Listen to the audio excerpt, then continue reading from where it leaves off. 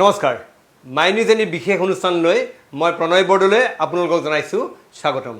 আজি এজন ক্ষণজন্মা ব্যক্তিৰ আজি জন্ম দিব। এইজন ব্যক্তি যিজন ব্যক্তি আমাৰ সকলোৰে মৰমৰ, সকলোৰে শ্ৰদ্ধাৰ, সকলোৰে আদৰৰ এজন শিল্পী, যিজন আমাৰ অসমীয়া জাতীয় জীৱনৰ মহীয়ূৰ স্বৰূপ আছিলে, ভূপেন দা। আমাৰ সকলোৰে মৰমৰ ভূপেন দা, ডক্টৰ ভূপেন হাজৰিকাৰ আজি 94তম জন্মদিৱসত মাই নিউজ এনিৰ তৰফৰ পৰা তেখেতক আন্তৰিক আমি শ্ৰদ্ধা জ্ঞাপন কৰিছোঁ, তেখেতক আজি শুৱৰিছোঁ। আজি তেখেতৰ বিষয়ে কথা ক'বলৈ, তেখেতৰ সান্নিধ্যৰ বিষয়ে জনাবলৈ আজি আমাৰ সৈতে ষ্টুডিঅ'ত আছে তেখেতৰ এজন অতি ঘনিষ্ঠ ব্যক্তি। তেওঁ হৈছে আমাৰ সৈতে আছে অমল কটকী। মই কটকী ডাঙৰ, মই আপোনাক কমল কটকী ডাঙৰ মই স্বাগতম জনাইছোঁ। মই কটকীৰ পৰা মই আজিৰ এই মুহূৰ্তত আমি দেখিছোঁ ভূপেন দাই সকলোবিলাক চিটুৱেশ্যন, সকলোবিলাক পৰিস্থিতিলৈ গান গাই থৈ গৈছে। আমাৰ অসমৰ যিকোনো পৰিস্থিতিৰ কথা ক'লে ভূপেন দাৰ তাত গান আছে। সমাজ জীৱনত আমি আজি এটা অত্যন্ত গুৰুত্বপূৰ্ণ সন্ধিখন আছোঁ, ক'ভিডে মাৰাত্মক ৰূপ লৈছে। এই সন্ধিখনত ভূপেন দাৰ কি এনে গান আছে যিটো গানেৰে আপুনি ভূপেন দাৰ প্ৰতি শ্ৰদ্ধা নিবেদন কৰিব আৰম্ভণিতে?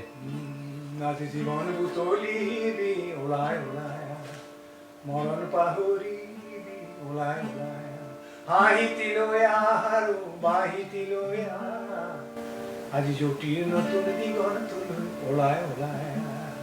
আজি ভূপেন দাৰ জন্মদিন। হয়তো ভূপেন দাই আজি থকাহেঁতেন এনেদৰেই এটা আশাবাদৰ গীতেৰে আমাৰ এই যি সময়, দুখ সময়ত আমাৰ ৰাইজক বা আমাৰ সমাজ জীৱনক আগুৱাই যাবলৈ আহ্বান জনালে হয়।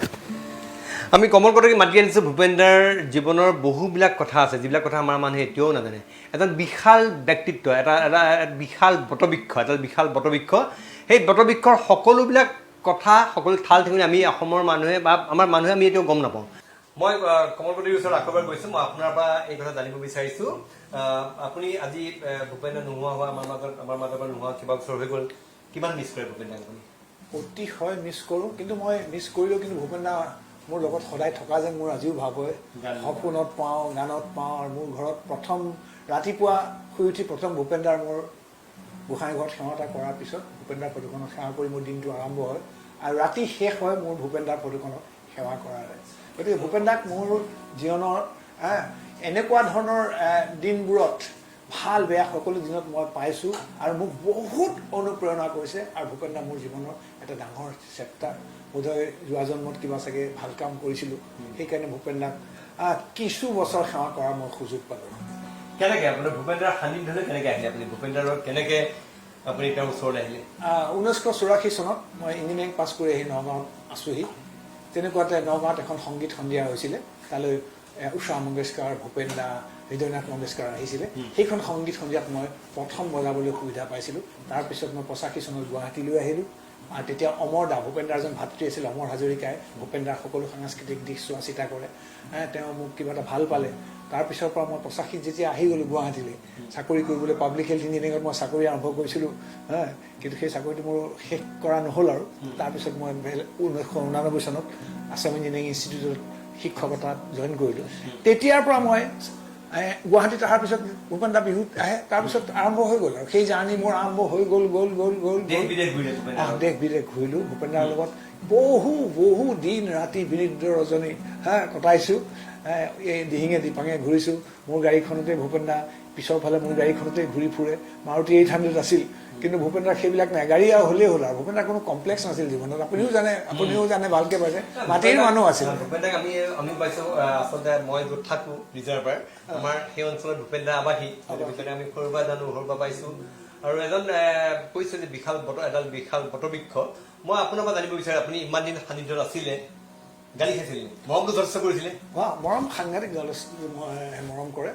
খংটো আছিলে, নাই বুলি মই নকওঁ। খং আছিলে, শ্বৰ্ট টেম্পাৰ্ড অকণমান, পটককৈ খংটো উঠে। খংটো উঠিলে ভূপেন দা আমি গম পাওঁ, মই গম পোৱা হ'লে অকণমান নাকটো ফুলে আৰু মৌনতা আৰম্ভ হয়। মৌনতা আৰম্ভ হ'লে মই জানো যে খং এটা উঠিব এতিয়া। সেইখিনি সময়ত আৰু আমি ওচৰত নাথাকোঁ। আৰু যদি কোনোবা যোন ওচৰত থাকে আৰু তেওঁ কিবা এটা দিব, ফটংকৈ মুখত গালি পাৰি দিব। কিন্তু পিছ মুহূৰ্ততে আকৌ এনেকৈ ধৰি লৈ পেলাই ব'লা ভাতৰ পাতত বহি পেলাই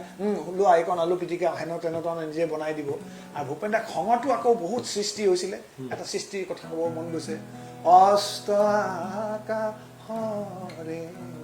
সপোন ৰহন সানি ক্লান্ত লুইতৰে এঙুলীয়া পানী বৈ যায় বৈ যায় কলিকতাত এবাৰ ৰত্ন উজানৰ গানটোৰ কিবা বেকগ্ৰাউণ্ডটো ক'বলৈ গ'লে background. খং উঠাৰ পিছত তাৰমানে ৰত্নদাক গালি পাৰিলে কলিকতাত ৰত্নজা ৰত্ন উজা আমাৰ প্ৰতিনিধি সমূহৰ কথা গালি পৰাৰ পিছত অলপ পিছত ভূপেনদা ঠাণ্ডা হ'ল গৈ পেলাই হুগলীৰ পাৰত বহি পেলাই এই গীতটি ৰচিছিল কিন্তু তেতিয়াও কিন্তু হুগলী পাৰত বহি লিখিছে কিন্তু দুইটা পাহাৰ কিন্তু সপোন দেখিছে লুইটৰ আৰু সেইকাৰণে মোৰ কি হয় মোৰ ভাল লাগে ভূপেনদাৰ সেই বয়সৰ ফালে যেতিয়া আহি পেলাই ইয়াত থাকে কেতিয়াবা ভূপেনদা আবেলি ওলাই লৈ যাওঁ এই আমাৰ গভৰ্ণৰ হাউচৰ ওচৰলৈ লৈ যাওঁ তাৰ পৰা ঠিক সেইখিনি সময়ত মোক কৈ এইখন ক্লান্তলৈ দেখাই দিয়ে ক্লান্তলৈ তৰে এঙুলীয়া পানী এইখিনি ঠিক সন্ধিয়া সময়ত বেলিটো মাৰ যোৱা সময়ত মই লৈ গৈ খাৰ কৰি দিওঁ ভূপেনদা চাই কেতিয়াবা গুণগুণাই কেতিয়াবা মোকেই কয় গুণগুণাবলৈ সেই কথাবিলাক আৰু বহু গীত সৃষ্টি হৈছে খঙত এটা গীত আছিলে পদ্ম বৰকটকী দিৱস সদায় ভূপেনদাই কৈ থাকে মোৰ জীৱনটোক লৈ এখন উপন্যাস লিখকচোন যশস্বী ঔপন্যাসিক নিলিখোঁতে ভূপেনদাৰ খং উঠি আৰু পদ্ম বৰকটকীক অকণমান মানে হেৰি কৰি পেলাই গালি পাৰি বুলি ক'ব নোৱাৰি কাহিনী এটি লিখা সেৱাৰে বিষয়ে কৈছিলোঁ বহুবাৰ বন্ধু লিখক তুমি এই গীতটো খঙতেই লিখা মানে পদ্ম বৰকটকীৰ ওপৰত আক্ষেপ হৈ পেলাই এইটো গীত এইটো আক্ষেপ হৈ পেলাই লিখা সেইটো বন্ধু লিখক তুমি নিলিখিলা দাদা দাদা দাদা দাদা দাদা কাহিনী লিখা আৰু এটা গীত আছিলে ভূপেনদাক এটা সময়ত এগৰাকী কবিয়ে ক'লে যে ভূপেনদাৰ গীতবিলাক একেবাৰে মদাৰ ফুলৰ নিচিনা এইটো আপোনালোকে জানে চাগে জানিব পাৰে কোনো কামত নাই মদাৰ ফুলটো পূজাটো নালাগে তেতিয়া ভূপেনদা অলপ আৱেগিক হৈ পেলাই মই গান নাগাওঁ যা এনেকুৱা ভূপেনদা অকণমান বেলেগ ধৰণৰ নহয় মনত খুব দুখ যে মই আৰু গানেই নাগাওঁ ইমানবিলাক গান লিখাৰ পিছত যদি মোৰ গানবিলাকৰ যদি কোনো ভেলুৱেই নাই তেতিয়াহ'লে গান নোগোৱাই ভাল কিন্তু আকৌ ভূপেনদা আশাবাদী মানুহ পিছ মুহূৰ্ততে মন গ'ল সেই বৰলুমুখৰ বিহু আহিল লিখি ল'লে মদাৰৰে ফুল হেনো পূজাটো নেলাগে মদাৰৰে ফুল হেনো কামে কাজে নালাগে লাগে পিছে বহাগতে ৰং সানিবলৈ কোনোবাই মোক হেনো মদাৰলে বিজাৰে আমাৰ দৰে লোক হেনো কামে কাজে নালাগে এনেধৰণৰ এটা গীত লিখি পেলাই ভৰলুমুখ বিহুতলিত নিজৰ খংটো উজাৰিছিলেগৈ গতিকে খঙৰ প্ৰসংগ আনিলোঁ আৰু ভূপেনদা আটাইতকৈ ডাঙৰ কথা কি জানে মই এদিন ভূপেনদা এইটোতো আমাৰ স্কুলীয়া দিনৰ গান মই এদিন সুধিলোঁ দাদা এই যে গীতটো আপুনি কাক লৈ লিখিছিল ভূপেনদা সাংঘাতিক ভূপেনদাই কৈছে কমল গীতেই মোৰ ভাষা মই গীতেৰেই প্ৰত্যুত্তৰ দিছোঁ বুজাই বুজিছে নামটোৰ কি দৰকাৰ এই যিটো ভূপেনদাই এই যিটো মানে সন্মান যেনেকৈ আলেকজেণ্ডাৰে পুৰুক যিটো সন্মান দিছিলে সেই মানুহজনৰ লগত ব্যক্তিগত হয়তো সম্পৰ্ক ভালেই আছিল কিবা কাৰণত হ'ল ইণ্টেলেকচুৱেল লেভেলত কিন্তু তেওঁৰ নামটো কিন্তু মোক ডিছক্ল'জ নকৰিলে যদিও মই নামটো পৰৱৰ্তী সময়ত গম পাইছিলোঁ সেইটো এটা বেলেগ কথা কিন্তু ভূপেনদাৰ মুখেৰে মই নামটো উলিয়াব নোৱাৰিলোঁ যথেষ্ট আৱেগিক অতিশয় আৱেগিক ভূপেনদা খুব কোমল অন্তৰৰ মানুহ আছিল ইমান কোমল অন্তৰ আছিল সেইকাৰণে ধুনীয়া ধুনীয়া প্ৰেমৰ গীতবিলাক যে সৃষ্টি হৈছিলে কোমল কোমল শব্দ সেইটোকে আজি কথা পাতিব খুজিছে আচলতে ভূপেনদা আজন্ম প্ৰেমিক আৰু প্ৰেমৰ যিবিলাক গান ভূপেনদা লিখি থৈ গৈছে এইবিলাক চিৰসেউজ আৰু অতি মানে হৃদয়ত চুই যোৱা গান তেওঁৰ গান গতিকে মই তাত কেইবাটাও অৰ্থবহ এতিয়া বিমুক্ত মোৰ নিশা নিদেন মন তাৰ পুতৰাই কথা এখনি নীলাচলৰ প্ৰত্যেকটা গানৰ এটা বেলেগ এটা মিনিং আছে সেই বিমুক্ত মোৰ এইটো এটা প্ৰখ্যাত গান ভূপেনদাৰ অতি জনপ্ৰিয় গান এই গানটোৰ আঁৰৰ কাহিনী আপুনি দৰ্শকৰ কাৰণে ক'ব নেকি এই আঁৰৰ কাহিনীটো আমাৰ কবি ৰাজনীতিবিদ দেৱকান্ত বৰুৱাই কৈছিল এইটো মিছিভাছ ভূপেনৰ এটা মিছিভাছ চং দুষ্ট ভূপেনৰ দুষ্টামি ভৰা এটা গীত হ'ল এই বিমূৰ্ত মোৰ নিশাটি এনেকুৱা বহু গীত আছে এইটোৰ কাহিনীটো ক'বলৈ অকণমান দিগদাৰী কাহিনী হৈ থাকক আঁৰৰ মানে আমি মঞ্চৰ আঁৰৰ কাহিনীবিলাক সকলো কাহিনী ক'বলৈ অকণমান অসুবিধা হয় কিন্তু এটাই কথা কৈছোঁ যে অসমীয়া গীতি সাহিত্যৰ বোধহয় one of the finest composition one of the best মানে লাভ সং বুলি পেলাই মই ক'ব খোজো কাৰণ ইয়াত যিটো গীতি সাহিত্য হৈছে ভূপেনদাৰ মতে জীৱনৰ শ্ৰেষ্ঠ প্ৰেমৰ গীতটোৱে হ'ল বিমূৰ্ত ভূপেনদাৰ দৃষ্টিত মই ভূপেনদাক সুধিছিলোঁ আপুনি নিজৰ গীতখিনি যদি মাৰ্কিং কৰে প্ৰথমটো ক'লে যে মোৰ সাগৰ সংগম সাহিত্যৰ ফালৰ পৰা 1 নম্বৰ সাগৰ সংগমত কটন সাগৰ সংগমত কত আঘাত দিলো তথাপিতো হোৱা নাই ক্লান্ত তথাপি মনৰ মোৰ প্ৰশান্ত সাগৰৰ উৰ্মিমালা শান্ত এইটো ইমানেই ভাল পাইছিল যে যেতিয়া কৈছিলে যে মই যি সময়ত যদি নোহোৱা হৈ যাম সেইখিনি সময়ত যাতে মোৰ এই গীতটি কোনোবাই গাই থাকে আৰু সেইকাৰণে যেতিয়া ভূপেন দাক মই জাজফিল্ডৰ পৰা জালুকবাৰীলৈ ৰাতিপুৱা লৈ গৈছিলোঁ ট্ৰাকখনত বহি ভূপেন দাৰ নশ্বৰ দেহটোৰ কাষত কিন্তু মই এইটো গান গাই গৈ জালুকবাৰী পাইছিলোঁ অকলে সেই গানটো আহিছিল ভূপেন দাৰ সেই গানটো হৈছে বিশ্বজনীন চিন্তা আছে আৰু ভূপেন দাৰ কলম্বিয়া ইউনিভাৰ্চিটিৰ পৰা যেতিয়া আহি থাকোঁতে জাহাজৰ ওপৰতে লিখা আৰু শেষখন আহি পেলাই নিজৰ ওপৰত শেষ কৰিছিল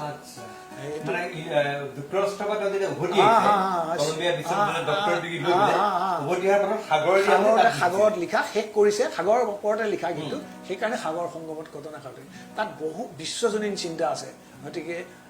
ভূপেন দাৰ আৰু এই গীতটি পৰৱৰ্তী সময়ত এৰাপাতৰ সুৰত দিছে তাৰপিছত জীৱন তৃষ্ণা যিখন বেংগলী ছবি ভূপেন দাৰে কৰিছিলে য'ত মহানায়ক উত্তম কুমাৰ আছিলে হিৰো উত্তম কুমাৰে ভূপেন দাৰ এই গীতটি ভূপেন দাই যেতিয়া বেংগলী হ'ল তেতিয়া হেমন্ত মুখাৰ্জীক শিকাই আছে যে এইটো আৰু তেতিয়া উত্তম কুমাৰ বহি আছিলে আচৰিত কথা উত্তম কুমাৰে যে লিপচিং কৰিব তেতিয়াৰ দিনৰ কথাবিলাক বেলেগ আছিল একেটা ৰুমতে উত্তম কুমাৰ হেমন্ত মুখাৰ্জী ভূপেন দা আৰু সলিল চৌধুৰী চাৰিজন মানে মহামনীষী লগ লাগিছে আৰু সলিল দাই হাৰমনিয়াম আছে ভূপেন দাই শিকাই আছে অসমৰ আমাৰ ভাৰতবৰ্ষৰে সাংস্কৃতিক ক্ষেত্ৰৰ আটাইকেইটা উজ্জ্বল চাৰিজন মহিৰোহ বুলি ক'লেও ভুল নহ'ব বহিছে একেটা ৰুমত জীৱন তৃষ্ণাৰ গানৰ ৰেকৰ্ডিং সম্পৰ্কে কথা বতৰা কি গান হ'ব তাৰপিছত ভূপেন দাই সাগৰ সংগমটো শিকাই আছে বেংগলী ভাষাত হেমন্ত মুখাৰ্জীয়ে তেতিয়া উত্তম কুমাৰৰ হৈ পেলাই প্লেবেক কৰে এইটো এটা জুতিৰ নিচিনা হেমন্ত দাৰ গান আৰু উত্তম কুমাৰ মানে হিৰো তাৰপিছত সাগৰ সংগমে সাঁতার কেটে শিখত কখনো তো হই নাই ক্লান্ত তথাপি মনের মোর প্রশান্ত সাগরে উর্মিমালায় অশান্ত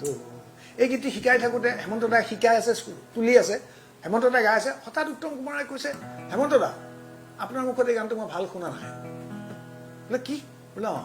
এই গানটো ভূপেন দাই কিন্তু বেছি ভালকৈ গাইছে এইটো গান ভূপেন দাই গাব লাগিব তেতিয়া ইজনে সিজনক খুব সন্মান কৰে তেতিয়া ভূপেন দাই কৈছে নহয় মই যদি এইটো গীত গাওঁ আপোনাৰ চিনেমাখন ফ্লপ হ'ব কাৰণ আপুনি আৰু হেমন্ত দাক অলৰেডি বেংগলত এটা জুতি হিচাপে অলৰেডি আপোনাৰ প্ৰতিষ্ঠিত হৈ গৈছে এতিয়া যদি মই গাবলৈ লওঁ তেতিয়া উত্তম কুমাৰে কৈছে যে ছবি হিট হ'ব ফ্লপ হ'ব সেইটোৰ দায়িত্ব মোৰ এই গীত আপুনি গাব মই লিপচিং কৰিম আৰু হেমন্ত দাইও কৈছে হয় ভূপেনে যিমানখিনি তাত প্ৰাণ ঢালি গাইছে মই সিমানখিনি হয়তো দিব পৰা নাই উত্তম কুমাৰে ঠিকেই কৈছে আৰু সেইটো আছিল ভূপেন দাৰ জীৱনৰ উত্তম কুমাৰৰ লিপছৰ জীৱনৰ প্ৰথম গীত বেংগলত ইমান জনপ্ৰিয় হ'ল পিছত পৰৱৰ্তী সময়ত বেংগলৰ মুখ্যমন্ত্ৰী জ্যোতি বসু মহাজাতি সদনত যেতিয়া ভূপেন দাই গীত গায় মই মহাজাতি সদনত ভূপেন দাৰ লগত বজাইছোঁ দেই গীত গাই মহাজাতি সদনত যেতিয়া ভূপেন দাৰ সন্মুখত বহি পেলাই কয় ভূপেন বাবু সাগর সংগমটা শোনার জন্য বসে রয়েছে যেটা নাগায় কেতিয়াবা অনুরোধ করে গতিকে ভূপেন দাৰ এই যি বিশ্বজনীন চিন্তা সেই গীতটোত সোমাই আছিলে আৰু তাৰপিছত দ্বিতীয়টো গানৰ সুধিলোঁ আপোনাক তেতিয়া দ্বিতীয় এটা গান মোক কওক কৈছে দ্বিতীয়টো গান মোৰ মহাবাহু ব্ৰহ্ম অসমৰ প্ৰেক্ষাপটত মহামিলনৰ তীৰ্থ কত যুগ ধৰি আহিছে প্ৰকাশী সমন্বয়ৰ অৰ্থ অসম আন্দোলনৰ সময়ত 1980 চনত লিখা আৰু যেতিয়া মই প্ৰেমৰ গীতৰ কথা সুধিলোঁ আপুনি প্ৰেমৰ গীতবিলাকৰ ভিতৰত আপোনাৰ কোনটো আটাইতকৈ প্ৰিয় কৈছে সেইটো হ'ল বিমূৰ্ত মোৰ নিশাতি মৌনতাৰ সূতাৰে বোৱা এখনি ইমান এটা প্ৰেমৰ শ্ৰেষ্ঠ গীত এটা কামনাৰে তেজ আজিৰ গভীৰ গৰ্ভতে নীৰৱ মৰম বাৰিষা বহুত শাওন ভাদ তাৰে মিঠা ভাজত নিশ্বাসৰে আৰু জিয়া জিয়া আদৰ বিমূৰ্ত মোৰ নিশাতি যেন মৌনতাৰ সূতাৰে বোৱা এখনি নীলা চাদৰ ইয়াৰ আঁৰৰ কাহিনী এটা আপুনি সুধিছিল এটা কথা মনত পৰিছে ভূপেন দা জীৱনলৈ দুই ধৰণৰ প্ৰেম আহিছিল, এটা আহিছিল মূৰ্ত প্ৰেম, এইটো হ'ল বিমূৰ্ত প্ৰেম। দুইটা ধৰণৰ প্ৰেম আহিছে। এতিয়া বিমূৰ্ত প্ৰেমৰ কথা পাতিছোঁ, মূৰ্তৰ কথাও দুই এটা ক'ম। এবাৰ আমি এখন সংগীত সন্ধিয়া বিহুত বজাই ভূপেন দাই গীত গাই আছে, সাগৰ সংগমত, ষ্টেজত গীত গাই আছে, সাগৰ সংগমত কত নাশা তুলিলে, একদম ভূপেন দাই যেতিয়া গীত গায় মঞ্চত একেবাৰে ক'ব নোৱাৰা হৈ থাকে, কি হৈ আছে নাজানে, ইমান একাত্ম হৈ গায়, ধ্যানৰ নিচিনা। কাৰণ ভূপেন দাই নিজেই কৈছে মোৰ গান হওক বহু আস্থাহীনতাৰ বিপৰীতে এক গভীৰ আস্থাৰ গান। যি হওক, হঠাৎ মই গানবিলাক দি থাকোঁ, লগতেই থাকোঁ গীটাৰখন বজাই, মই এনেকৈ চাই দেখোঁ অডিয়েঞ্চৰ এইপিনে লাইট কম থাকে, ফটককৈ দেখা নাযায়। হঠাৎ মই দেখা পালোঁ সন্মুখৰ শাৰীত ভূপেন দাৰ বিমূৰ্ত প্ৰেমৰ নায়িকা দৰ্শকৰ আসনত বহি আছে। আচ্ছা, মই দেখা পালোঁ, এনেকৈ দেখা পালোঁ। কোন ঠাইত, ক'ত? ঠাইটো মই ক'ব নোৱাৰিম, এইটোতো এটা চিক্ৰেচি ৰাখিব লাগিব। তাৰপিছত মই সকলো কথা ক'ব নোৱাৰিম, এইখিনিকে জনাই ভাল, অমৃত অকণমানেই যথেষ্ট। গতিকে হেৰি, তাৰপিছত ভূপেন দাই গানটো গাই আছে, মাজত যেতিয়া মিউজিক আহিল, আমাৰ বাদ্যযন্ত্ৰীসকলে বজাই আছে, মই ভূপেন দাৰ ওচৰত গৈ পেলাই এনেকৈ লাহেকৈ ক'লোঁ, দাদা সন্মুখৰ আসনত আপোনাৰ বিমূৰ্ত প্ৰেমৰ নায়িকা বহি আছে। ভূপেন দাই ফটকৈ এনেকৈ চাই দেখিলে, হয়। লগে লগে সাগৰ সংগমত আধাত এৰিলে, হঠাৎ আধাত এৰি হৰি পৰে প্ৰত্যাশিত প্ৰতিধ্বনি সাধুৰী মাত তাই সাধুৰী মাত, অৰ্থাৎ বিমূৰ্ত মণিকাৰীটো সজংকে আৰম্ভ কৰি দিলে। সাগৰ সংগমত আধাত থাকি গ'ল, আৰু আমাৰ মিউজিচিয়ানখিনি ধৰিব পৰা নাই কি হ'ল, এইটো আমাৰ দুটাৰ ভিতৰতে চলি আছে কথা বতৰা। গতিকে ইমানেই ভাল পাইছিল ভূপেন দাই গানটো, আৰু সেই বিমূৰ্ত প্ৰেমৰ নায়িকাক ব্যক্তিগতভাৱে মই লগ পাই আছোঁ। গতিকে দুইজনে দুইজনক খুব সন্মান কৰিছিল, কিন্তু দুইজনে নিজৰ নিজৰ পথত কিন্তু আগুৱাই গৈছিল, কলুষতা নোহোৱাকৈ। তেওঁলোকৰ যি প্ৰেম একেবাৰে সৰগীয় প্ৰেমৰ নিচিনা, তাত কলুষতা তাক স্থান দিয়া নাছিল। ভূপেন দা কৈছোঁ যে আজন্ম প্ৰেমিক, মানুহ ভাল পাইছিলে, মানুহে ভাল পায়, আৰু বহুত মহিলা নাৰী তেওঁৰ জীৱনলৈ আহিছিলে। কিন্তু মই এটা বিশেষ চৰিত্ৰৰ কথা মনত পৰিছে, প্ৰিয় হাজৰিকাটোৰ পৰা আমি গম পালোৱে, কিন্তু মই জানিব বিচাৰিছোঁ লতা মংগেশকাৰ, ভূপেন হাজৰিকাৰ লগত লতা মংগেশকাৰৰ সম্পৰ্ক। ভূপেন দাৰ যেতিয়া প্ৰথম জোনাকৰে ৰাতি গীত গালে, ভূপেন দাৰ সুৰত প্ৰথম গীত গাই লতাজীয়ে ইমান ভাল পালে যে সেই গীতটোৰ পিছৰ পৰা লতাজীৰ লগত ভূপেন দাৰ এটা খুব সুন্দৰ আন্তৰিক সম্বন্ধ গঢ়ি উঠিল। দুইজন মহাশিল্পীৰ মাজত এটা সুন্দৰ সম্পৰ্ক গঢ়ি উঠিল। তাৰপিছত যেতিয়া বম্বেত যেতিয়া কামৰ প্ৰেছাৰ হয়, লতাজী জিৰণি ল'বৰ কাৰণে মনে মনে কলিকতালৈ গুচি আহে। এইটো 1957 চনমানৰ কথা, 57 চনৰ। আহি পেলাই কিন্তু কলিকতাত ডাঙৰ হোটেলত নামটো লিখাই তাত নাথাকে, মানুহে দিগদাৰি কৰিব বুলি কলিকতাৰ ভূপেন দাৰ টালিগঞ্জৰ ঘৰত গৈ পেলাই সোমাই থাকে। তাতে গৈ পেলাই গানৰ চৰ্চা হয়, আৰু তাতেই এদিন কলিকতাত HMVয়ে গম পালে যে লতাজী আহি পেলাই ভূপেন দাৰ ঘৰত লুকাই আছে নে জিৰণি লৈ আছে। আহি পেলাই HMVৰ মানুহে ধৰিলে যে আপুনি কেতিয়াও আমাৰ বেংগলী গীত এতিয়ালৈকে কেতিয়াও গোৱা নাই, এইবাৰ কিন্তু আপুনি দুটা গীত গাই থৈ যাব লাগিব। একদম খাটনি ধৰিলে, আৰু ভূপেন দা লতাজীয়ে তেওঁলোকৰ প্ৰতি সন্মান জনাই ৰাতিৰ ভিতৰত দুটা গীত তৈয়াৰ হ'ল। ৰাতিৰ ভিতৰত দুটা গীত তৈয়াৰ হৈ পেলাই আজি অনুৰোধ কৰিলে, কাইলৈ দিনটো থাকি পিছদিনা ৰেকৰ্ডিং কৰিলে।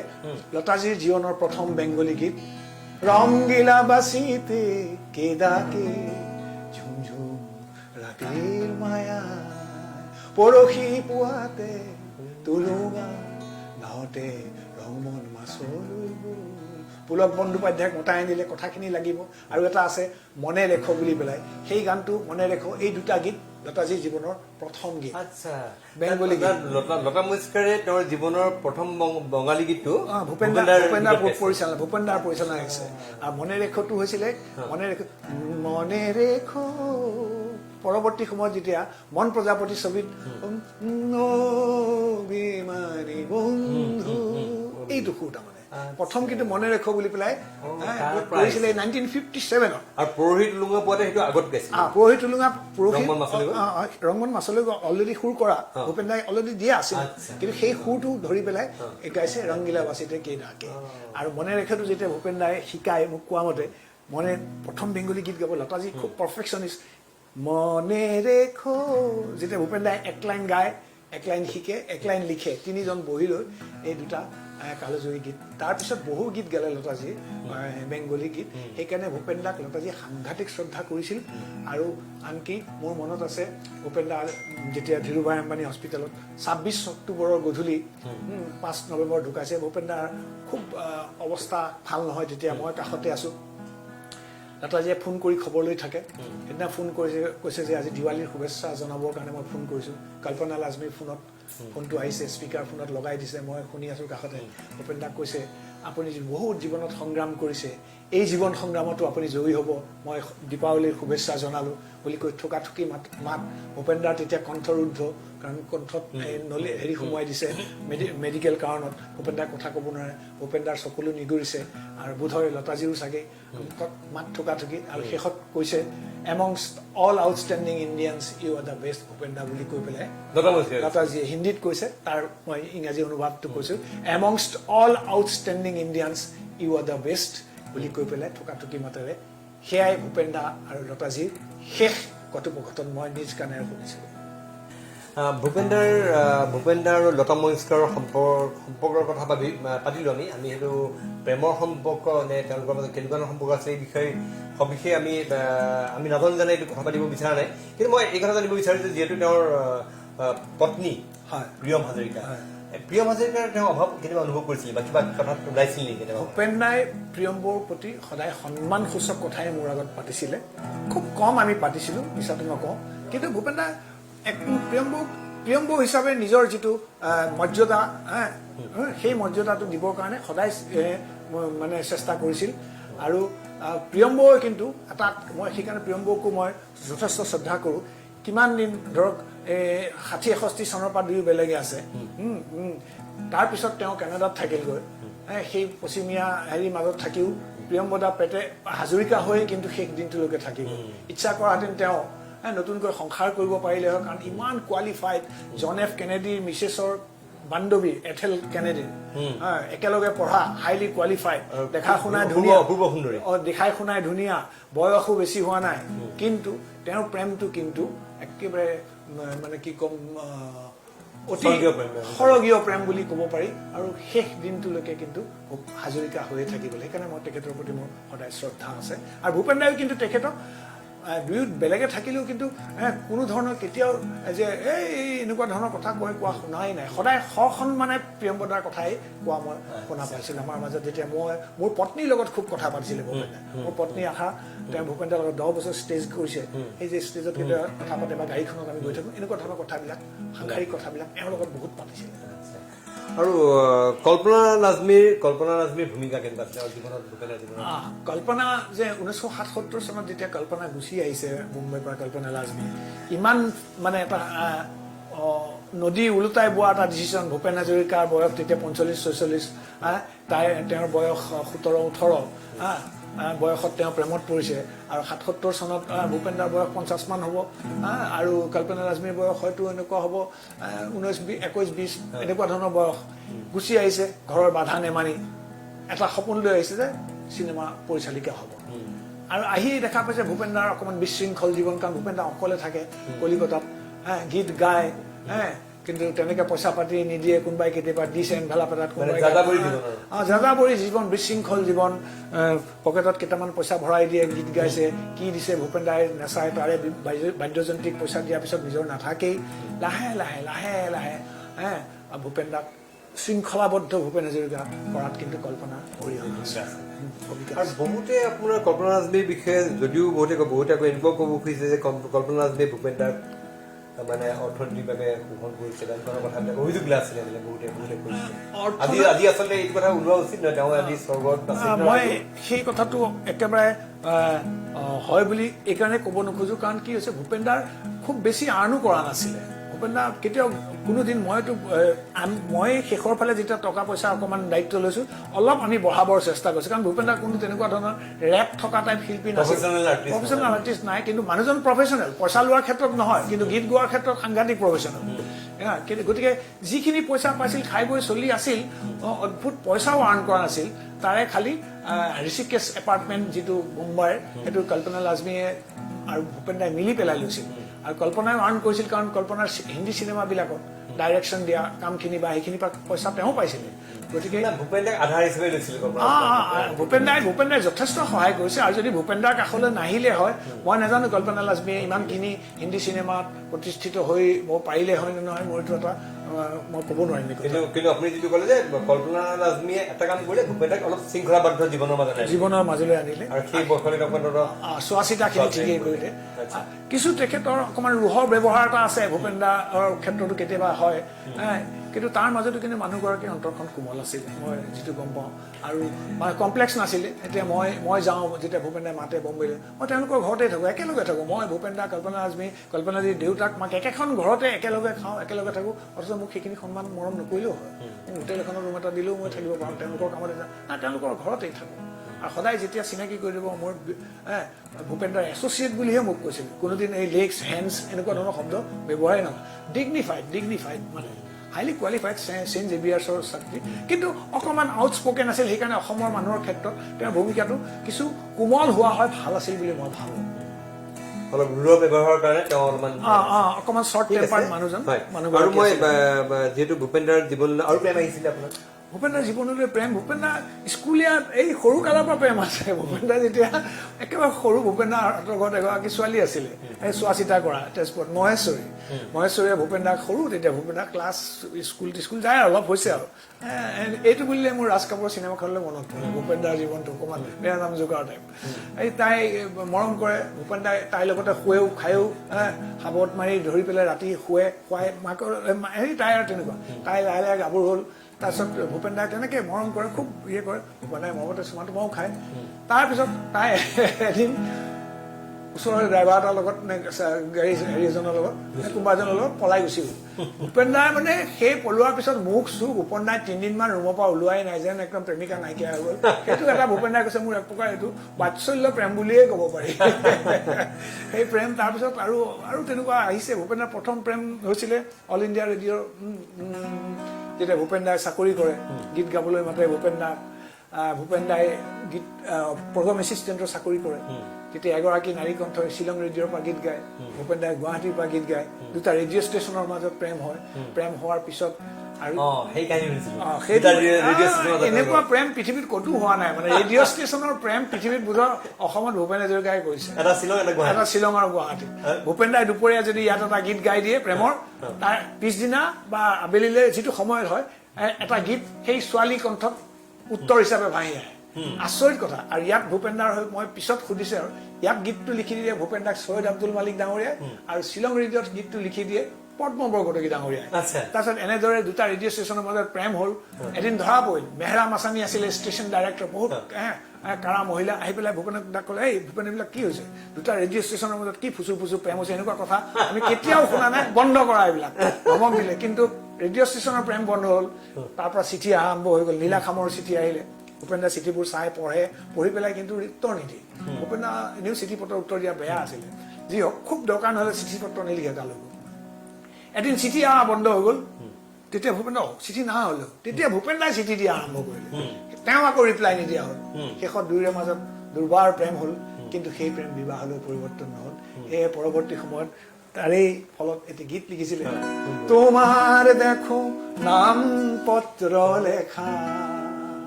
পত্ৰ তুমি নিলিখা হলা হয়তো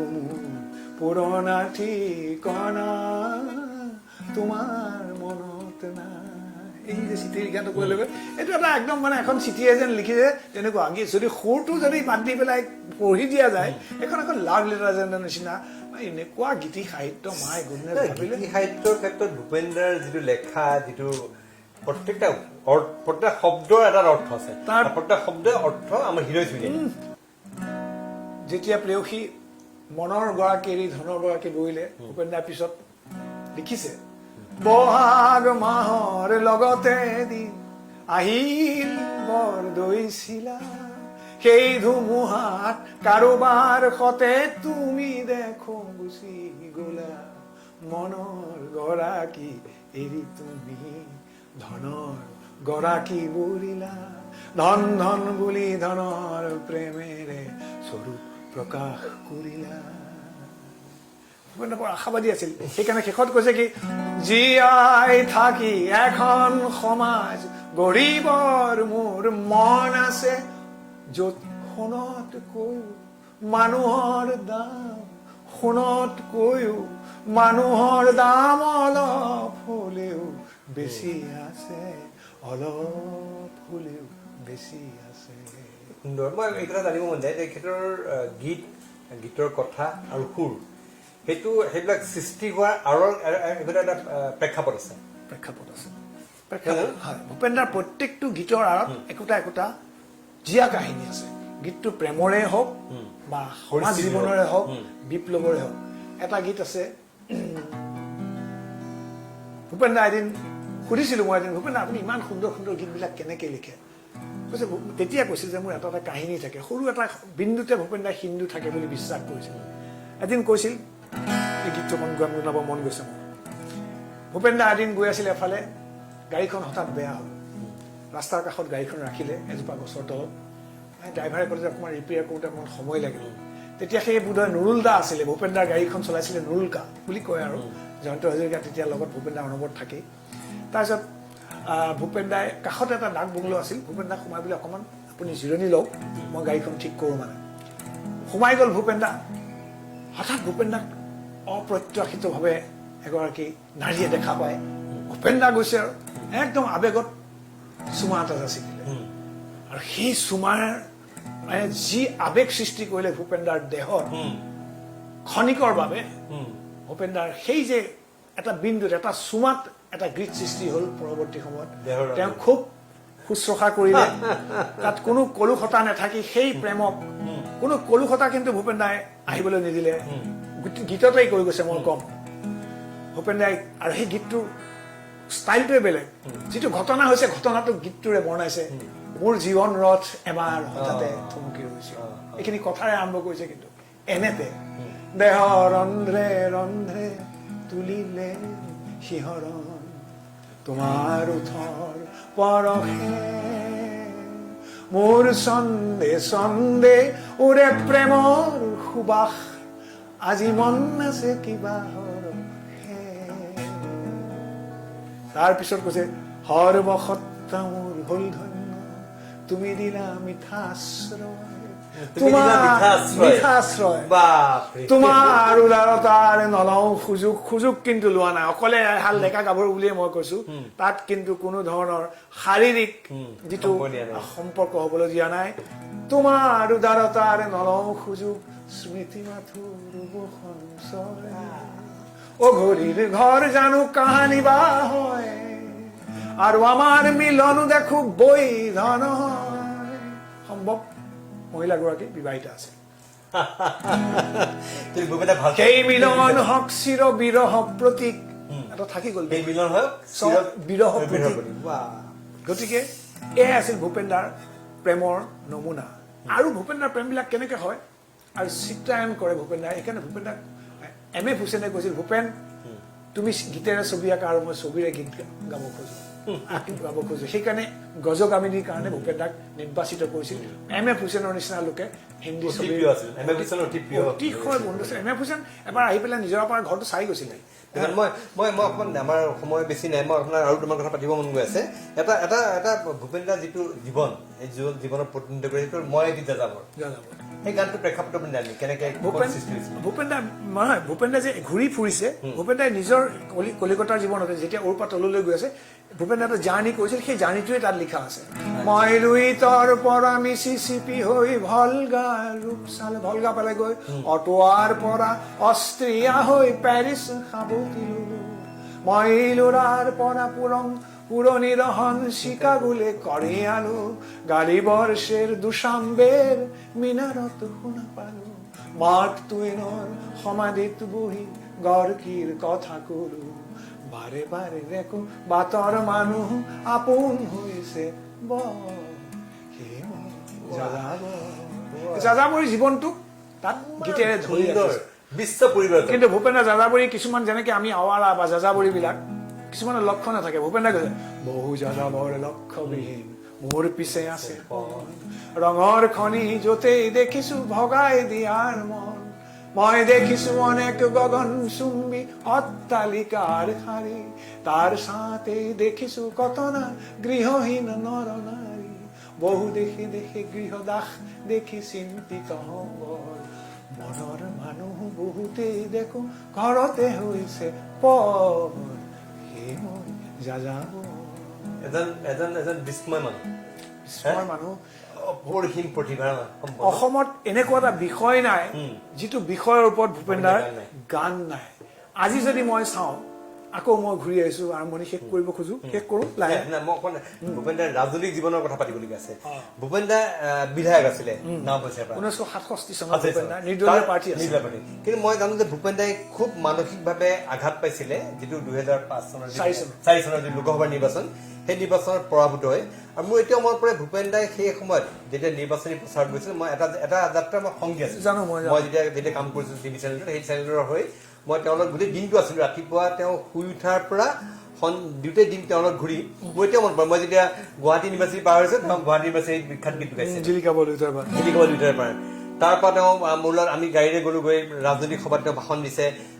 দেখিছে জনজাতীয় ভাই ভনীসকল ৰাভা জনগোষ্ঠীৰ সকলোৱে ভূপেন্দাক সাবত ধৰিছে তাৰ পৰা মই গলো আমি দেখিছিলো যে তেওঁ গদাধৰ নদীৰ ওচৰলৈ গলো তাত তেওঁ মই সুধিছিলো যে নদী তেওঁৰ প্ৰিয় নেকি তেওঁ কৈছে মোৰ নদী খুব প্ৰিয় মোৰ জীৱনৰ আৰু এটা কথা মোক কৈছিল যে আপুনি কাক আপুনি পূজা কৰে তেওঁ মোক কৈছে মই নাজানো কথা কমল গতিকে ভালকে জানিব তেওঁ কৈছে মই ভাবো যে এটা শক্তি আছে নিৰাকাৰ শক্তি মই মানো মই ভাবো যে এটা শক্তি আছে আৰু এটা মই ঘটনা দেখিলো ভূপেন্দাৰ সেই জীৱনৰ সেই সময়ৰ সেই যাত্ৰাটো এটা অদ্ভুত চৰিত্ৰ দেখিলো যেতিয়া সন্ধিয়া ঘূৰি আহিলো ভূপেন্দা যেতিয়া ঘৰত হয় কাৰণ মই ৰাতিপুৱা প্ৰায় 6:30 ওলাই গৈছো ৰাতিপুৱা ব্ৰেকফাষ্ট খাই কেনেকে মানে খাদ্যৰ তালিকাও দেখিলো বহুত ধৰণৰ লোকেল খাদ্য খাই তেওঁ তাৰ পৰা তেওঁ যেতিয়া ঘৰ আহি পালে তেওঁ প্ৰায় 7-8টা মান কুকুৰ হয় ভতুৱা কুকুৰকেইটা আহি পালে ভূপেন্দা আহিলে ভূপেন্দা তেওঁৰ যিটো বেডৰুমত তেওঁ মাটিত বহিলে কুকুৰকেইটা সাৱধানী কৰিছে মইতো ভূপেন্দা এই চৰিত্ৰ জানা নাছিলো ভূপেন্দা কুকুৰ প্ৰিয় আছিলে ভূপেন্দা কুকুৰৰ নাম দিছিল কি জানে নাই নিজৰ এটাৰ নাম ব্ৰেণ্ডি আৰু এজনী আছিল একদম মানে হেৰি আৰু কেৰেৱা মেৰুৱা তাইৰ নাম কৰিছে হেলেন আৰু ভূপেন্দা গুৱাহাটীলৈ গোটেই কুকুৰ ক'ৰ পৰা ভতুৱা কুকুৰ মোক কৈছে তেখেতে তাত থকা কুকুৰ ভতুৱা কুকুৰ দুটামান আছিলে দেখিছো তেওঁ ঘৰত আহিছে আৰু গোটেইটা কুকুৰ তেওঁ মৰম কৰিছে এবাৰ ইজনী মৰম এবাৰ ইটো মৰম বম্বেত এটা কুকুৰ আছিলে টাইগাৰ ভূপেন্দা টাইগু বুলি কয় টাইগু সি মানে ইমানেই ভূপেন্দা পজেচিভ লাষ্টত মোক চিনি পোৱা হ'ল ভূপেন্দাৰ বিচনাখনত বহিলেও ঘেৰাংকে আহে মানে ইমান পজেচিভ আৰু ভূপেন্দাৰ গাত যদি কেনেবাকে হাত দিবলৈ হ'লে সেইটো শেষ কৰি পেলাই এনেকুৱা পজেচিভ আছে মানে ঘৰৰ কাম কৰা মানুহকেইটাই ভয় কৰি থাকে তালৈ কাৰণ ভূপেন্দাৰ ওচৰলৈ গৈ পেলাই যদি অকণমান কিবা লতাপট কৰি দিয়ে সি ভাবে নেকি কিবা এটা মানে বিচনাখনত বহিলেও ঘৰংকে উঠে ভূপেন্দাৰ বিচনাখন বহিবলৈও নিদিয়ে এই কথাটো আপোনাৰ যিটো সেই সময়ত ভূপেন্দাই এই নিৰ্বাচন খেলিলে বিজেপি দলৰ হৈ আৰু সেই সময়ত ভূপেন্দাৰ নিচিনা এজন মহান শিল্পীক অসমৰ মানুহে মানে গুৱাহাটীৰ মানে নিৰ্বাচিত কৰি নপঠিয়ালে সেই কথাতে ভূপেন্দাৰ মনত বহুত ক্ষোভৰ সৃষ্টি কৰিছিল হয় সেইটো অকণমান হৈছিলে নোহোৱা নহয় কিন্তু সেইটোৰ কাৰণে ভূপেন্দাৰ পিছত মানে যিদিনা নিৰ্বাচনী ঘোষণা হয় সেইদিনা অকল ভূপেন্দাৰ বেডৰুমটোত টিভিৰ সন্মুখত মই আছিলোঁ আৰু ভূপেন্দা পিছত যেতিয়া গম পালে সন্ধিয়া 7মান বজাত যে ভূপেন্দা হাৰিল আৰু ভূপেন্দা দ্বিতীয় স্থানত আছিল প্ৰায় 67,000 মান ভোটত দিলীপ চলিহাৰ লগত পৰাজিত হ'ল তাৰ পিছতে আছিলে ভৃগু কুমাৰ ফুকন তেতিয়া ভূপেন্দা অংক কৰি পেলাই ক'লে যদি ভৃগু নুঠিলে হয় মই জিকিলো হয় অৰ্থাৎ ভৃগু ফুকন আৰু ভূপেন্দাৰ যিটো এটা সংখ্যাটো অপজিশ্যনকে ভোট দিছে বেছিকে গুৱাহাটীৰ ৰাইজে কিন্তু ভাগ হোৱাৰ কাৰণে ভূপেন্দা কৰিছিল আৰু আটাইতকৈ কথা ভূপেন্দা অলপ ভৃগু ফুকনৰ প্ৰতি অকণমান খং উঠিছিলে কাৰণ ভূপেন্দ্ৰক খুব ভাল পাইছিল ভৃগু ফুকন মৰম কৰিছিলে ভৃগু ফুকন প্ৰফুল্ল মহন্তক কাৰণ অসম গণ পৰিষদ যেতিয়া হৈছিলে ভূপেন্দাই তেতিয়া তেওঁলোকক উদগনি জনাবলৈ এটা গীতো লিখিছিলে জীৱন সিন্ধু বহু বিন্দুৰে হয় কৰ্মৰে হয় বিন্দু পূৰ্ণ অলপ চিন্তা অগভীৰ ৰচনীয়ে জ্বৰ বাসনা কৰে চূৰ্ণ যাতে সৎ পথত থাকিবৰ কাৰণে এইটো গীত লিখিছিলে যি হওক ভৃগু ফুকন হোৱাৰ কাৰণে ভূপেন্দাৰ মনত অকণমান দুখ আৰু ভৃগু ফুকনৰ যেতিয়া ইয়াত কেঁচুৱা হৈছিল মই গোটেই নিজে গৈ চাবলৈ গৈছিলে তেনেকুৱা আৰু গতিকে ভৃগু ফুকনক উঠাটোৰ পিছত ভূপেন্দাৰ অকণমান মনটো সেইকাৰণে এদিন এইটো ব্যক্তিগত হ'লেও কৈছোঁ এদিন মই গৈছোঁ নিজৰাপাৰত বাহিৰত ভৃগু ফুকন বহি আছে বহুত দেৰি হ'ল ৰিজাল্টৰ পিছত ভৃগু ফুকনৰ বোধহয় অনুশোচনা হ'ল ভুল কাম এটা কৰিলে নেকি তাৰপিছত ভূপেন্দা অকলে নিজৰাপাৰ ৰুমটোত দীঘল দি শুই আছে মই সোমাই গ'লোঁ প্ৰভাত ভূপেন্দাৰ যে হেৰি সকলে কমলদা বহুত দেৰি হ'ল ভৃগু ফুকন আহি গৈ আছে ভূপেন্দাৰ ক'লোগৈ ভূপেন্দাই এতিয়া দেখা কৰা নকৰা ভূপেন্দাৰ মুডটো ভাল নহয় তাৰ মই সোমাই গৈ পেলাই ভূপেন দাক ক'লোঁ দাদা মৃগু ফুকন আহিছে বহু সময়খন এবাৰ দেখা কৰক তেতিয়া ক'লে অলপ চিন্তা কৰি ক'লোঁ এবাৰ দেখা কৰাটো ভাল হ'ব নেকি মই ক'লোঁ এইবিলাক আৰু ধৰি থাকি লাভ নাই এনেকুৱা ভাবত তেতিয়া মাতি দিলে আৰু মৃগু ফুকনে গৈ সেৱা এটা কৰিলে কিন্তু ভূপেন দা এনেকুৱাহে কৰিলে কথা বতৰা মোটামুটি নাই পতা বুলি ক'লেও মানে হয় আৰু অলপ সময় থকাৰ পিছত ভৈৰৱ দা গুচি গ'ল গতিকে তাৰমানে ভূপেন দাই সদায় খং ক্ষোভটো হয় গীতেৰে আৰু নহ'লে মৌনতাৰে প্ৰকাশ কৰিছে আৰু ভূপেন দাৰ সেই আপুনি ভূপেন দাৰ ইমান সান্নিধ্যত থাকিলে অসমৰ মানুহে ভূপেন দাক মৃত্যুৰ পিছত কিন্তু সাংঘাতিক সন্মান দিলে সাংঘাতিক এইটোৰ কাৰণে মই অসমবাসী হিচাপে ময়ো গৌৰৱান্বিত কিন্তু কেতিয়াবা ভূপেন দাৰ মানে কিবা খুব হৈছিল যে মই অসমত যিমান সন্মান পাব লাগিছিল যিমান মৰম সেই সন্মান নাপালে এনেকুৱা কেতিয়াবা খুব বা এনেকুৱা কিবা প্ৰকাশ হৈছিল ভূপেন দাৰ জীৱনত মই এই এৰি অহা দিনবোৰক লৈ পেলাই কেতিয়াও মূৰ ঘমোৱা নাই হৈ যোৱা ঘটনা এটা হওক পাছটো অতীতৰ মানে সুন্দৰতাখিনিক স্মৃতিখিনিক লৈ পেলাই ভূপেন দা সদায় আগুৱাই গৈ আছিল গোটেই জীৱন সেইকাৰণে ভূপেন দা কাৰণ সময়ক লৈ পেলাই ভূপেন দা সেইকাৰণে ভূপেন দাই কৈছিল সময়ৰ অগ্ৰগতি পক্ষী ৰাজত উঠি যাওঁ মই নতুন দিগন্তলৈ হাঁহি মুখেৰে সকলো জীৱনৰ পোৱা নোপোৱা সেইকাৰণে সদায় ভূপেন দাই কৈছিল এটা গীত আছিল মোৰ পটকে মনলৈ আহিছে জীৱনটোৰে কান্দোনখিনি নিজেই সাঁচি থলো জীৱনটোৰে হাঁহিখিনি বিলাই দিলো শ্ৰোতা বন্ধু তুমিও কণ লোৱা গতিকে ভূপেন দাই কোনো ধৰণৰ আক্ষেপ ক্ষোভ অসমৰ ওপৰত বা কাৰোৰ ওপৰতে নাছিল কিবা যদি আছিল নিজৰ ওপৰতে আছিল আৰু সেইকাৰণে ভূপেন দাই মই ভাবো যে এনেকুৱা ধৰণৰ ভাৱনা চিন্তা ভূপেন দাৰ মনলৈ অহা নাছিল পশ্চিমবংগৰ বাংলাদেশৰো ভূপেন দা অতি জনপ্ৰিয় আছিল অতিশয় জনপ্ৰিয় ইয়াতকে বেছি যথেষ্ট মই বেংগলত মই নিজেই দেখা পাইছো মইতো বজাইছো কলিকতাটো ভূপেন দাৰ বেংগলৰ কথা আহিলে এইটো এটা চেপ্টাৰ হ'ব এতিয়া মই ওলাই ললে কাৰণ ভূপেন দাই নতুন ষ্টাইলত বেংগলত তেতিয়া বহি পেলাই গীত গোৱাৰ মঞ্চত যিটো পৰম্পৰা আছিল ভূপেন দাই গৈ পেলাই থিয় হৈ পেলাই আগত ৰবীন্দ্ৰিক যিটো ভাৱত গায় হেমন্ত মুখাৰ্জীয়ে হওক বা শ্যামল মিত্ৰই হওক যিখিনি বম্বেৰ মুধা পতা গায়কসকলে চবেই বহি পেলাই হাৰমনিয়ামখন লৈ গায় ভূপেন দাই প্ৰথম উঠি পেলাই ষ্টেজত দপাই আৰম্ভ কৰিলে এটা জীৱনমুখী যিবিলাক গান ভূপেন দাই লৈ আহিলে আৰু ভূপেন দাৰ গানৰ যিটো ধৰণ সেই ধৰণটো একেবাৰে বেলেগ আছিল সেইকাৰণে ভূপেন দাৰ যিখন প্ৰথম LP ৰেকৰ্ড আছিলে আমি এক যাযাবৰ সেই বছৰ সৰ্বশ্ৰেষ্ঠ বিক্ৰী অভিলেখ ভংগ কৰিছিল আৰু বেংগলত তাৰপিছত যেতিয়া আমাৰ বংগদেশ হ'ল অৰ্থাৎ বাংলাদেশ হ'ল বাংলাদেশত ভূপেন দাৰ জনপ্ৰিয়তা আহিছিল এইকাৰণে বাংলাদেশ স্বাধীনৰ সময়ত ভূপেন দাই লিখিছিলে জয় জয় নৱজাত বাংলাদেশ জয় জয় মুক্তি বাহিনী ভাৰতীয় সৈন্যৰ সতে ৰচিলা মৈত্ৰীৰ কাহিনী বা গংগা আমাৰ মা পদ্মা আমাৰ মা ও আমাৰ দুই চোখে দুই জলেৰ ধাৰা মেঘনা যমুনা 1978 চনত সীমানা পেৰিয়ে বুলি এখন ছবি কৰিলে সেইখনত সৰ্বশ্ৰেষ্ঠ সংগীত পৰিচালকৰ বাংলাদেশৰ পৰা ভূপেন দাই বঁটা পাইছিল তাত এটা গীত দিছিল বিমুক্ত এই ৰাত্ৰি আমাৰ মৌনতাৰ চতৰে গোৱা একটি ৰঙীন চাদৰ মেঘ থম থম কৰে কেউ মেঘ ভূপেন দাই গাইছিলে গতিকে ভূপেন দাৰ জনপ্ৰিয়তা বাংলাদেশত অতিশয় জনপ্ৰিয় আৰু আজি এতিয়া মই অলপ পিছত ইয়াত বাংলাদেশ হাই কমিশ্যনৰ এটা ডেপুটি হাই কমিশ্যনাৰ অফিচ আছে নেকি তাত সন্ধ্যা বিশেষভাৱে এটা অনুষ্ঠান আয়োজন কৰিছে মোক আমন্ত্ৰিত অতিথি হিচাপে মাতিছে ভূপেন দাৰ সহযোগী হিচাপে এতিয়া বাংলাদেশ আৰু বংগ আমাৰ পশ্চিমবংগ ভূপেন দা যথেষ্ট জনপ্ৰিয় আনকি বম্বেটো এনেকুৱা হৈছিল এদিন মই ভূপেন দা আৰু কল্পনা লাজমী এদিন ৰাতি হোটেল এখনত খাবলৈ গ'লো ধুনীয়া হোটেল একদম ভৰ্তি এটাও চিট নাই তাৰপিছত কল্পনা ভূপেন দা আৰু মই ডাঙৰ হোটেল তাৰপিছত খাব গৈছোঁ তাত মানে শ্বাহৰুখ খানো বুলি আহে খাবলৈ তাৰপিছত ভূপেন দা যোৱা দেখি পেলাই আমি গৈ অকণমান এনেকৈ চাইছোঁ প্ৰথমৰ পৰা মই দেখিছোঁ গৈ পোৱাৰ পৰা ৱেইটাৰবিলাকে এই দাদা দাদা দাদা মানে কোনোবাই ফটো তোলাৰ ক্ৰেজ তেতিয়া মোবাইল আছে কল্পনাৰ হাততে মোৰ মোবাইল নায়েই যি হওক অলপ পিছত মেনেজাৰজন আহি পেলাই মোৰ মনত কৈছে সেই এখন টেবুলৰ কোনোবা মানুহক মানে মোটামুটি ভদ্ৰভাৱে আপোনালোক ইয়াত যাওঁতে মানে এনেকুৱা টাইপত নি পেলাই আমাক এখন টেবুল উলিয়াই দিছে বম্বেৰ নিচিনা জেগা আৰু এদিন বম্বেত তাজ হোটেলৰ তলত মই বহি আছোঁ ভূপেন দা আমি লবিত এই কিবা এটা কামত গৈছিল পটককৈ আহি পেলাই দেখিলোঁ ছোৱালী এজনীয়ে এনেকৈ সেৱা এটা কৰি পটককৈ ভূপেন দাক চুমা এটা খাই গুচি গ'ল মই পটককৈ ধৰিব নোৱাৰিলোঁ অলপ পিছত মই কল্পনা কোন আছিল চিনাকি মোৰ সেইগৰাকী আছিলে আমাৰ এই যে এই চিনেমাখন কৰিছে এইকেইদিন আমাৰ শকুন্তলা কৰিছে যে বিদ্যা মাধুৰী দীক্ষিতটো বেলেগ কথা ৰবীন্দ্ৰনাথে বেলেগ কথা মই বিদ্যা বালনে যেতিয়া আহি পেলাই এনেকৈ চুমা এটা খাই থৈ গুচি গ'ল মই ভাবিছোঁ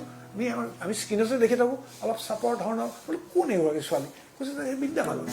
ভূপেন দাৰ মানে পপুলাৰিটিটো মানে সাংঘাতিক মই কমলগুটি কিবা আমি শেষ কৰিব লাগিব মই কমলগুটি কিবা জানিব বিচাৰিছোঁ যে আপুনি ভূপেন দাৰ সান্নিধ্যৰ বিষয়ে কিবা গ্ৰন্থ লিখিছিল এতিয়া মই লকডাউনত ভূপেন দাৰ সান্নিধ্যৰ বিষয়ে এখন কিতাপ শেষ কৰিলোঁ এতিয়া মই DTP চাই আছোঁ আজি জন্মদিনত মই অসমবাসী ৰাইজক আপোনাৰ এই মাই নিউজৰ জৰিয়তে জনাব খুজিছোঁ অচিৰেই এই কিতাপখন বজাৰলৈ আহিব বহু মানে ভূপেন দাৰ নজনা দি মানে জানিব কিছু যিকোনো মই নকওঁ যে তাত সকলো পাব এইটো ভুৰুকাত হাতী ভৰুৱাৰ এটা মোৰ প্ৰচেষ্টা মোৰ ব্যক্তিগত সান্নিধ্য ভূপেন দা মানুহজন কেনেকুৱা ইত্যাদি অলপ কিছু পাব অকণমান বেলেগ ধৰণে পাব যদিও মই কিতাপ লিখা মানুহ নহয় কিতাপ হৈছে নে নাই মই নাজানো মানে কিতাপৰ লিখাৰ ব্যাকৰণ মই নাজানো প্ৰায় সকলোখিনি মোৰ অকণমানকৈ মই চুবৰ চেষ্টা কৰিছোঁ তেওঁৰ ব্যক্তিগত জীৱন মোৰ লগত বা অকণমান আৰু তাত গীতি সাহিত্যৰ মই আলোচনা কৰা নাই কাৰণ সেইখিনি যোগ্যতা মোৰ নাই ভূপেন দাৰ গীতি সাহিত্যৰ বিষয়ে আলোচনা কৰিব পৰা মোৰ যোগ্যতা নাই কিন্তু কিছু কথা মই লিখিছোঁ তাত আশা কৰিছোঁ ভূপেন দা মানে এনেকুৱা এজন শিল্পী আপোনাৰ যে ভূপেন দাৰ প্ৰতিটো গীতে আমাক স্পৰ্শ কৰে নহয় জানো হৃদয় স্পৰ্শ কৰে শেষত আপোনাক মই সুধিব যে আপুনি কি ভাবে যে আমি অসমীয়া মানে যিখিনি সন্মান দিলোঁ কিন্তু ভূপেন দাৰ কৰ্মৰাজিক আপুনি ভাবে নাই যে ভৱিষ্যতৰ কাৰণে ভালকে লিপিবদ্ধ হৈছে কিছু হৈছে কিন্তু যিটো সংগ মানে একদম প্ৰপাৰ ৱেট ঠিক হোৱা বুলি মই ক'ব নোখোজোঁ এতিয়া গুৱাহাটী ইউনিভাৰ্চিটিৰ ৰিচাৰ্চ বহুতে কৰিছে মই 2-4জনক অকণমান যিখিনি পাৰোঁ কোনোবা যিখিনি বিচাৰি দিছোঁ বা চেণ্ট্ৰেল ইউনিভাৰ্চিটিটো কোনোবা কৰিছে কিন্তু এই প্ৰণালীবদ্ধভাৱে কিবা হৈছে বুলি মই এতিয়ালৈকে দেখা নাই আটাইতকৈ মোৰ এটা আক্ষেপ থাকি যায় ভূপেন দাৰ এই ঘৰটো যিটো ঘৰ চাবলৈ M.A. পুছেনৰ নিচিনা মানুহ আহিছিল নিজৰা পাৰৰ ঘৰটো বা কলিকতাৰ যিটো ঘৰ এইটোত আমি ৰাখিব পাৰিলে বৰ ভাল আছিলে আৰু শেষত আপুনি আৰু কি বিচাৰিব কি ক'ব ভূপেন দাক লৈ পেলাই আপুনি গোটেই জীৱনৰ এটা সময় আপুনি ভূপেন দাৰ সান্নিধ্যত পাৰ কৰিলে এতিয়া আপোনাৰ আৰু কি আশা কি ইচ্ছা মানে ভূপেন দাক লৈ পেলাই আৰু মানে ভূপেন দাৰ কৰ্মৰাজি হওক বা ভূপেন দাক লৈ পেলাই আৰু এটা কথা লগত সুধিব বিচাৰিছোঁ আপোনাৰ ভূপেন দাৰ সান্নিধ্যত কটোৱাৰ এটা শ্ৰেষ্ঠতম মুহূৰ্ত এটা তিক্ত মুহূৰ্ত খুব নাই মোৰ তিক্ত মুহূৰ্ত নাই কল্পনাৰ লগত দুটা এটা আছিলে কিন্তু আমি পিছত খুব গম পালে কল্পনাৰ দুটা এটা আছিলে কাৰণ ভূপেন দা মোক সাংঘাতিক ল'ৰাৰ নিচিনা ভাল পাইছিলে আৰু কিছুমান ভূপেন দাৰ প্ৰেম মই কৈছোঁ নহয় ভূপেন দাৰ এই প্ৰেম কৰাৰ মুহূৰ্তবিলাক মোৰ সাংঘাতিক ভূপেন দাৰ এই যে বিমূৰ্ত প্ৰেমটো চলাই ৰাখিছিল তাৰ মধ্যমণি শেষৰ ফালে ময়ো আছিলোঁ লিংকমেন বুলি কৈছে গতিকে সেইবিলাক কথা কিছুমান ৰাজহুৱা কৰিবলৈ দিগদাৰী হৈ যায় বহুত স্মৃতি আছে ভূপেন দাৰ এটা স্মৃতি মোৰ মনত থাকে ভাল লাগে এইটো কৈ পেলাই এবাৰ গৈ আছোঁ এই ৰহাত ভূপেন দাৰ গাড়ীখন ৰাস্তাৰ কাষতে ৰাখিলে মোক ক'লে ৰাতিপুৱা পেপাৰ আমি দুখনমান আমি ক'বলৈ গৈ আছোঁ আপাৰ আছামত ৰিক্সাৱালা এজনে ৰাস্তাতে বহি পেলাই ৰিক্সাখনত ভৰিকেইটা যে মেলি দি পেলাই জিৰণি লৈছে ৰ'দত আৰু অকণমান খৈনি মাৰি আছে নেকি ভূপেন দাই লাহেকৈ গ্লাছখনেৰে হেৰা অকণমান খৈনি দিয়াচোন ৰিক্সাৱালাজনৰ পৰা খৈনিখন ল'লে লৈ পেলাই অকণমান মুখত দিলে খৈনি ভূপেন দাই খাইছিলে সময়ত কিন্তু পিছলৈ বহুতে ভাবে খৈনি খাই নহয় সেইটো আমি এই লঙৰ গুড়া বনাই লৈ পেলাই খৈনি নিচিনাকৈ খায় সেইটো লঙৰ গুড়া যি হওক ভূপেন দাই এসময়ত খাইছিল নাখায় বুলি মই নকওঁ লৈ পেলাই তাক সুধিলে হেৰা মোক চিনি পাইছে ভূপেন দা দেখোন মানে আচৰিত হৈ গৈছে অলপ পিছত মই আহি পাইছোঁ ইতিমধ্যে কৈছে তুমি মোৰ গান এটা জানানে বোলে জানো এটা গাব পাৰিবানে পাৰিম ৰিক্সাৱালাজনে আৰম্ভ কৰিলে মানুহে মানুহৰ বাবে নিজৰ কণ্ঠ লগে লগে ভূপেন দাই আৰম্ভ কৰিলে তাতে একেলগে আৰু গাড়ীৰ ভিতৰত মানুহে মানুহৰ বাবে অকণো নাভাবে গতিকে এই যে সৰ্বসাধাৰণ মানুহখিনিৰ লগত চব ভূপেন দা মিলিছিলে। মিলি যায় সেইটো সাংঘাতিক আৰু ভূপেন দাৰ চেন্স অফ হিউমাৰ সাংঘাতিক মই সেইটো চেন্স অফ হিউমাৰ সাংঘাতিক ভূপেন দা এবাৰ ভূপেন দাৰ চেন্স অফ হিউমাৰ আড্ডা থাকিলে ভূপেন দা জমাই থাকে সাংঘাতিক আৰু ভূপেন দাৰ ভাষাটো বৰ ধুনীয়া লাগে মানে কি হয় ভূপেন দা এবাৰ এনেকে মাছ মাৰি এই আপাৰ আছামৰ ফালত আহিছে মাছ মাৰে যে এনেকে কাষত মাছ ধৰি আছে গাড়ীখন গা খুলিলে ককাই বোলে কি মাছ পাইছানে পাইছো এজনীমান কেজনীমান পাইছো তেতিয়া ভূপেন দাই কৈছে এজনীমান মোলৈকো চাবাচোন বুঢ়া চুঢ়া হলেও মোৰ চলি যাব বুঢ়া চুঢ়া হলেও চলি যাব এজনীমান মাছটো ভূপেন দাই কৈছে এজনীমান মোলৈকো চাবাচোন পাৰা নেকি ভূপেন দাই বেলেগ এটা মিনিং কৰি কৈছে বুঢ়া চুঢ়া হলেও চলি যাব গতিকে এনেকুৱা ধৰণৰ বহুত কথা আছে আৰু ভূপেন দা খুব শ্ৰুড আছিলে এটা লাষ্ট মোৰ কথা ক'ব লাগিব এইটো ফূৰ্তিৰ কথা ভূপেন দা সংগীত নাটক একাডেমীৰ চেয়াৰমেন ব্ৰহ্মপুত্ৰ হোটেলত বাহৰ পাতিছে আমাৰ সত্ৰীয়া নৃত্যৰ মানে হেৰিৰ কাৰণে ৰিকগনিশ্যনৰ কাৰণে তাৰপিছত এদিন গধূলি ক'লে মই আৰু হোটেলত খোৱা খাব নোৱাৰো প্ৰভাতে ৰাখ নিব মই আজি নিজৰাপাৰত থাকিম তাৰপিছত ব্ৰহ্মপুত্ৰ হোটেলত পৰা মই বোলো মই থৈ আহিম নেকি নাই মই পাৰিম আৰু মোক তুমি ইমান ভাবিছা নেকি ভূপেন আকৌ এটা ভালো লাগে কি ভাবিছা তুমি মই নিজৰ ঘৰ চিনি পাওঁ মই জানো ভূপেন দাৰ ঘৰটো মোৰ ডাউট আছে মই বোলো মই থৈ আহিম নাই গাড়ীখন দিলোঁ ড্ৰাইভাৰজন লৈ পেলাই আহিল মই পঠাই দিলোঁ আৰু পঠাই দিয়াৰ পিছত মোৰ অকণমান সন্দেহ হৈছে মই বহুত দেৰি প্ৰভাতক ফোন মাৰি ভূপেন দা পালে কিন্তু নাই পোৱা বহুত দেৰি লগাইছে তাত তাৰপিছত ভূপেন দাই গাড়ীখন লৈ গৈ পেলাই পাহাৰত যে ভূপেন দাৰ ঘৰটো মনত আছে গৈ পেলাই নৱগ্ৰহ পালেগৈ নৱগ্ৰহ পাই দেখে যে বান্দৰ চান্দৰ ওলাইছে দেখোন তাৰপিছত আৰু ৰাতি হৈছে ৰাতি 9টামান বাজিছে অলপ বান্দৰ 2-4টা আছে নাই মানুহজনো এটা মানুহ পালে ৰাস্তাতে মানুহজনক পাই পেলাই এই গামোচা ভূপেন দাকটো দিয়া থাকে লাহেকৈ ভূপেন দাই গামোচাৰে মুখখন ঢাকি ল'লে ঢাকি পেলাই আহকচোন এইপিনে আহকচোন এই ড্ৰাইভাৰজনক ভূপেন যে ঘৰটো বুজাই দিয়কচোন এয়া আছিল ভূপেন দা আজি জন্মদিনত অসমবাসী ৰাইজক ভূপেন দাৰ বিষয়ে 2-4টা আমি কথা পাতিলোঁ মোৰ বন্ধুবৰ প্ৰণৱ বৰদলৈৰ লগত গীতবিলাক গাওঁতে হয়তো 2-এটা ক'ৰবাত শব্দ ভুল হৈ গৈছে কোনো এইবিলাক আমি ৰিহাৰ্চেল বা চাই কৰা নাই গতিকে ভুল চুল হ'লে দায় দুখ থাকিব আমি সকলোৱে ভূপেন দাক এনেদৰে প্ৰত্যেক জন্মদিন বুলি নহয় সদায় কৰিম গীতে মাতে কথাৰে আৰু মই সকলোকে অনুৰোধ কৰিম আমাৰ নতুন প্ৰজন্মৰ ল'ৰা ছোৱালীসকলক আমাৰ অভিভাৱকীসকলে যাতে ভূপেন দাৰ গান এটা হ'লেও যাতে ঘৰখনত শিকায় তেহে ভূপেন দা আমাৰ মাজত সদায় জীয়াই থাকিব আমি কৈছোঁ আৰম্ভণিতে এডাল বিশাল বটবৃক্ষ আৰু মই ক'ব খোজোঁ আজি মই মোৰ সাংবাদিক জীৱনত যিমানখিনি ব্যক্তিৰ সান্নিধ্যত আহিছোঁ তাৰ ভিতৰত ভূপেন দা অন্যতম শ্ৰেষ্ঠতম ব্যক্তিত্ব আৰু তেওঁৰ ব্যক্তিত্ব মানুহক আকৰ্ষিত কৰে চুম্বকৰে মানুহক আকৰ্ষিত কৰিব পৰা এটা গুণ আছিলে সেইকাৰণে মানুহে মানুহৰ বাবে সেইকাৰণে ভূপেন দাই কৈছিলে তুমি নাহিবা এটি বিমূৰ্ত প্ৰেমৰ গীত মোৰ আশে পাশে তুমি নাহিবা মোৰ প্ৰখৰ দৃষ্টি আছে নাহিবা মোৰ বশীকৰণ আছে নাহিবা মোৰ অহংকাৰো আছে নাহিবা মোৰ বশীকৰণ আছে নাহিবা তুমি আহিলে কিন্তু মোৰ আৰু উপায় নাথাকে ইমান অৰ্থব ভূপেন দাই চুম্বকৰে মানুহক আকৰ্ষিত কৰিব পাৰে আচলতে আমি যিসকল পাইছে ময়ো কিছুমান আড্ডাত আমি পাইছিলো ভূপেন দা সদায় আড্ডাত থাকিলে ভূপেন দা মধ্যমণি সদায় মধ্যমণি আৰু এজন অতি বিশাল ব্যক্তিত্ব এনেকুৱা এজন আমাৰ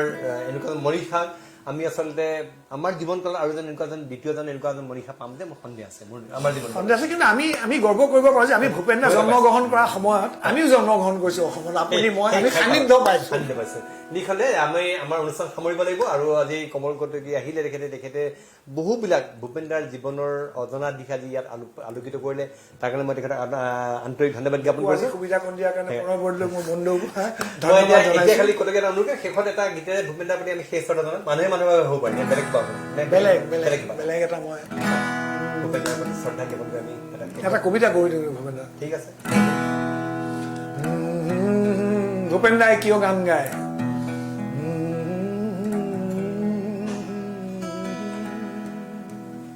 মা তুমি গাইছিলা গান আমাৰে মইনা শুবই সেই গান হ'ল শেষ তাহানি মোৰ টোপনি গ'ল গৈ কিনি মা ময়ো গালো গান পৃথিৱীৰ প্ৰান্তৰে প্ৰান্তৰে অসংখ্যজনৰ হিয়া চুই চুই চন্দ্ৰ সূৰ্য অহা যোৱাৰ গতি নক্ষত্ৰৰে গীজ গীজ হাতীপতি উফৰি পৰা যৌৱন প্ৰীতিৰ উন্মত্ত প্ৰতিধ্বনিক আজুৰি আজুৰি টোপনি অনাৰ গীত এটিও ৰচিব নোৱাৰিলো মা তুমি গাইছিলা গান আমাৰে মইনা শুবয়ে সেই গান হ'ল শেষ তাহানিয়ে মোৰ টোপনি গ'লগৈ কেনি মোৰ গান বহু আস্থাহীনতাৰ বিপৰীতে এক গভীৰ আস্থাৰ গান মোৰ গান হওক কল্পনা বিলাসৰ বিপৰীতে এক সত্য প্ৰশস্তিৰ ধ্যান মোৰ গান বহু আস্থাহীনতাৰ বিপৰীতে এক গভীৰ আস্থাৰ গান ধন্যবাদ কটকীবাৰী আৰু ভূপেন দা আপুনি য'তে আছে আপুনি সদায় ভাল শান্তিত থাকিব আমি সেইটো নিশ্চিত কিন্তু আমি আপুনি আমাৰ সদায় হৃদয়ত আছে এই কামনাৰে জন্ম দিৱসত আজি ভূপেন দাক পুনৰবাৰ সুঁৱৰি মই প্ৰণয় বৰদলৈ ভিডিঅ' জাৰ্নেলিষ্ট আছিক আৰু অজয়ৰ সৈতে কমল কটকীক পুনৰবাৰ ধন্যবাদ জ্ঞাপন কৰি এই বিশেষ অনুষ্ঠানৰ পৰা বিদায় লৈছোঁ ধন্যবাদ